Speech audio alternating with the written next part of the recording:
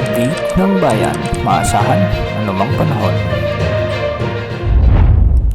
Magandang gabi po sa ating lahat. Narito ang update sa lagay ng panahon ngayong Lunes hanggang bukas, June 25, 2024. Makapal na kaulapan ang bumabalot ngayon sa halos buong bahagi ng ating kapuluan.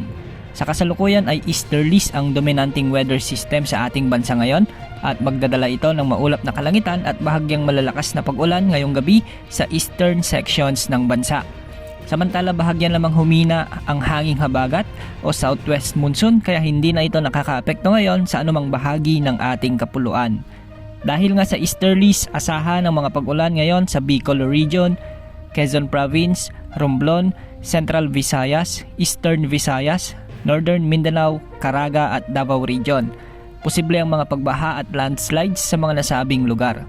Dahil naman sa mga localized thunderstorms, may mga inaasahang pag-ulan sa halos buong Ilocos Region, ilang bahagi ng Cordillera Administrative Region, western at central parts ng Central Luzon.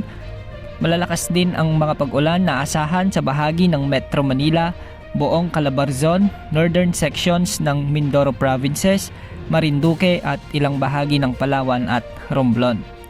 Posible rin ang mga pag-ulan dahil pa rin sa mga localized thunderstorms sa may Antique, Aklan, Iloilo, Capiz, Guimaras at halos buong Negros Island Region.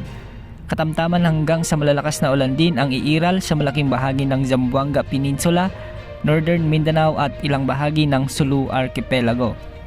Maging alerto po tayo sa banda ng mga pagbaha at pagguho ng lupa. Bukas, asahan muli ang pag-iral ng easterlies sa halos buong bansa kaya magiging maulan pa rin pagsapit ng hapon o gabi. Samantala, inaasahang magkakaroon ng monsoon break sa mga susunod na araw dahil sa bahagyang paglayo ng habagat sa bansa o bahagyang pag-urong nito sa West Philippine Sea. Posible naman umiral ito muli sa mga susunod na linggo. Yan ang update sa lagay ng panahon. Ito po ang weather update ng bayan. Maasahan anumang panahon.